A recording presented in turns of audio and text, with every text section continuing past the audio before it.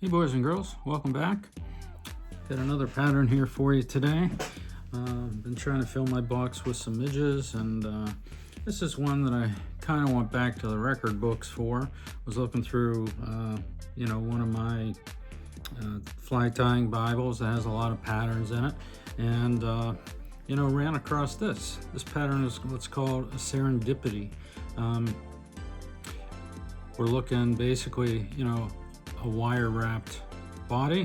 I have a 2mm bead that's on the back side here, and this is deer hair. You put a ton of it on and trim it down till it's basically nothing, which takes some time. But yeah, the look it provides, from what we're trying to do, a little bit longer body, much thinner. I did put a 2mm bead on the back side of this here because I wanted to more or less float with the head up, more vertical like this. Okay, I don't know if that's gonna happen or not. Very little deer hair up there, but it is a very light bug. Typically on a dropper pattern or things like that, some slower water that we're going to run into here in the winter months. And the deer hair is different. It's a new technique that we're going to be doing here today. I don't spin very much deer hair. It's not one of my favorite materials to work with, but it can produce some pretty neat effects. So let's go ahead and get started here. I'll show you what we got. As far as the wire that's on there, I have Semperfly. This is their 0.2. This is what they call light gold, but it's orange. Here is a chartreuse.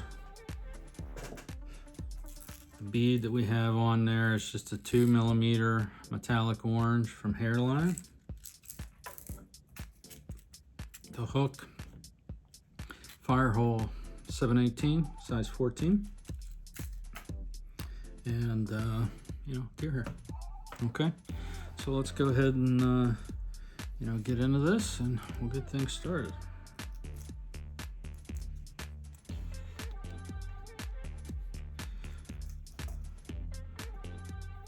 The thread I'm using is just an orange Semperfly Nano Silk.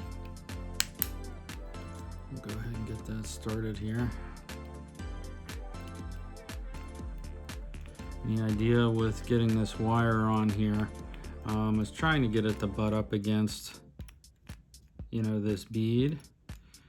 When we put this bead on, I go back almost right to the drop before I start to secure this bead.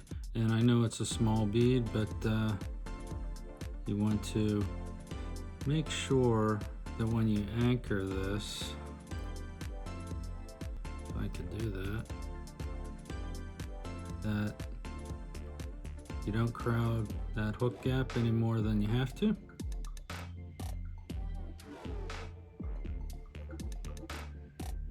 Just make sure that the holes are up like this.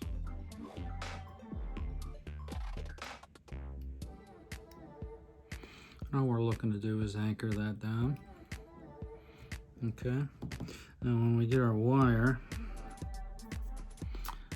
we want to make sure that this underbody is consistent.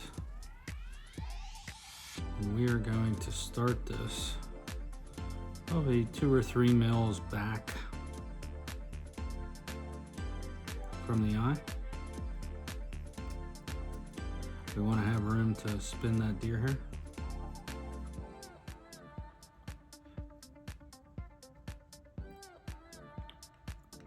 We're going to anchor this back, and when we get back to this bead, you kind of want to go a little vertical on your wire and try to push it back and down with your thread wraps, like this way. Because sometimes you can leave a little gap in there if you don't. Push that back as far as you can. Okay, I'm going to take that back up front, tie this off. Hang it, and we I wrap this, like I said, that first wrap is important. And we are going to try to keep these wraps as tight as possible. Hopefully my hands aren't in the way there. So I'm just putting some constant backward pressure on this to try to keep those gaps, you know, as tight as we can. Use your you know, thumbnail to press those down in there. Alright, we're getting up close. Try to get as many wraps as I can on there.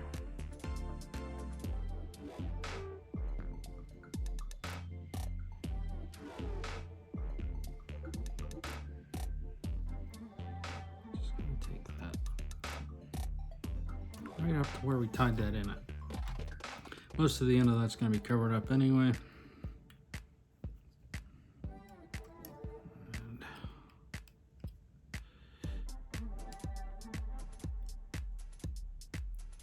I'm going to have to anchor this down pretty good and make it consistent.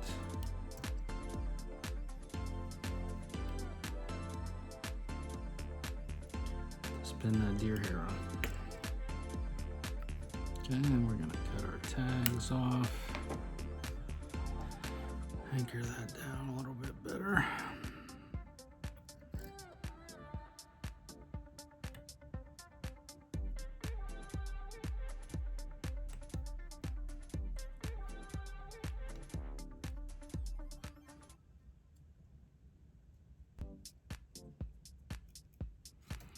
Okay. So that's the body. Now, when we get our deer hair, like I said, you're cutting 90% of this off, but the parts that you want to see are the butt ends of the deer hair. So trim that off as best you can, as tight as you can. Thing here.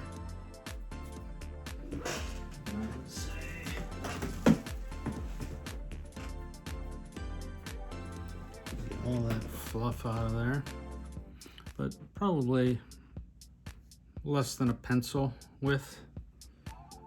And then you're gonna get your hair stacker, get everything in there.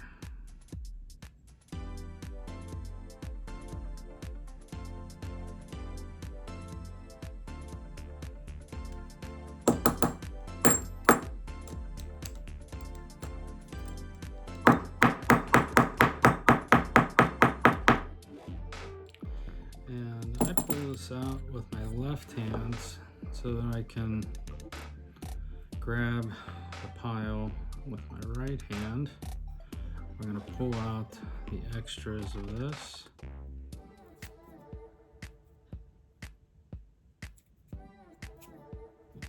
And one thing you want to do before you tie it on is square off that end, because that's going to be the visible part. You can see with the tips aligned, you could probably line up the butts, I guess, just as easy.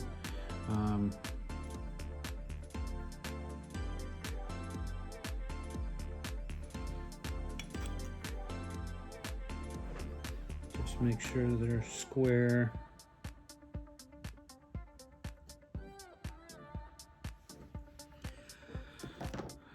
When you tie them on there. Okay, that's good. Now, when we put this on here, we do want these to extend back out over the body, at least to start. We are going to go the whole way around the deer hair twice. Get this out of the way. And I want that connection to be right where that wire stops about that 2 or 3 mil mark back. There we go, around the deer hair. Tighten it up just a little bit. 2 or 3 wraps, somewhat loose, and then we're gonna pull down and let go and just kind of let all of this spin out. Now I'm keeping pressure, tension on the thread, and we're just going to start, weaving through some of these fibers to bind them down. Then we're gonna cut them all off. Okay, 2 or 3 times through there, and then you're gonna get all of this deer fibers and start to pull them back.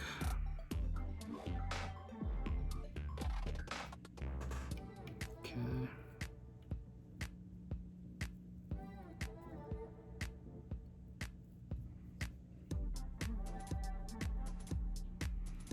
You want to bring those back because we're trying to create that little bit of a ball head.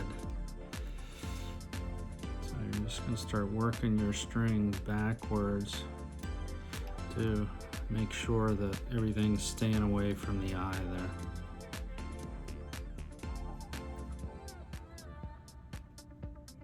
Bind that down even more.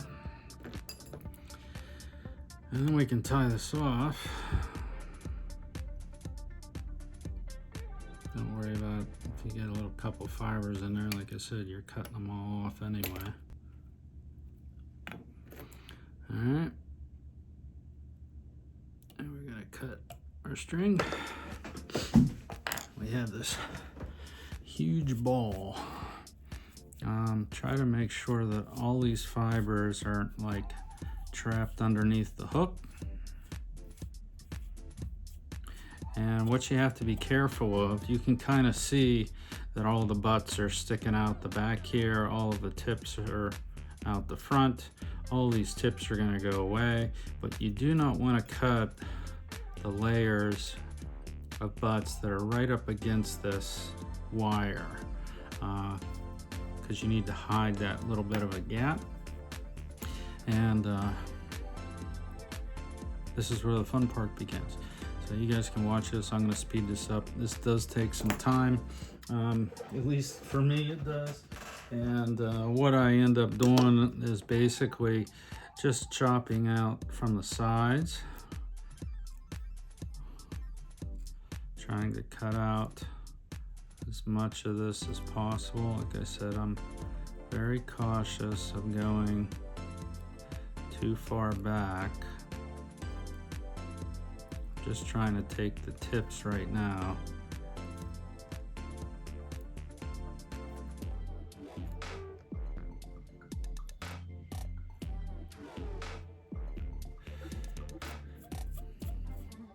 If you've ever tied like a muddler minnow or something along that line, that's kind of what this is looking like. We don't need all of these fibers that are underneath the hook.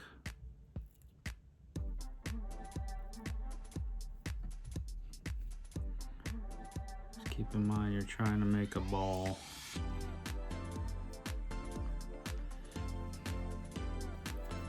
Okay.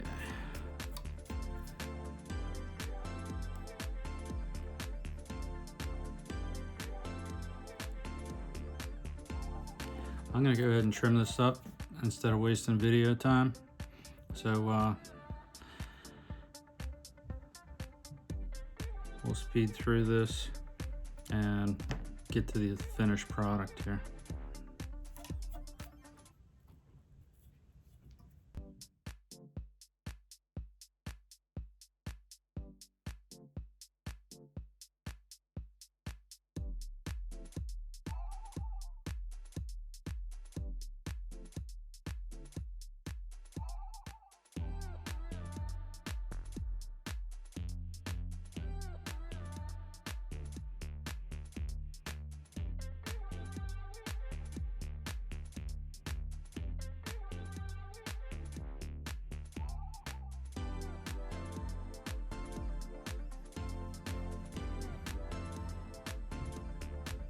Okay guys, we're back. I got all that trimmed off. If you were able to tell, I use this thread zap, you know, to help shape that head. Gives me a little bit finer, you know, control over that. And always want to make sure you leave a few of those fibers, probably about a half a dozen there. And I trim them off probably about a 1/4 inch or so. We want them to stand up just a touch.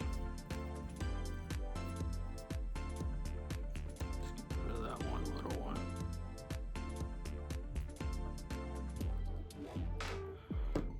Okay, and there you go. That is the wired Serendipity. Give them a shot. Midges are popular right now. Fish are doing well. Water's cold, so slow water. Like I said, this one's really light. And change the colors, you know, if you want. I put this bead on the bottom specifically so that it can sink a certain way with the head up. Yeah, see how you do. Send me some pictures if you catch some fish. Thanks for stopping in, guys. We'll see you.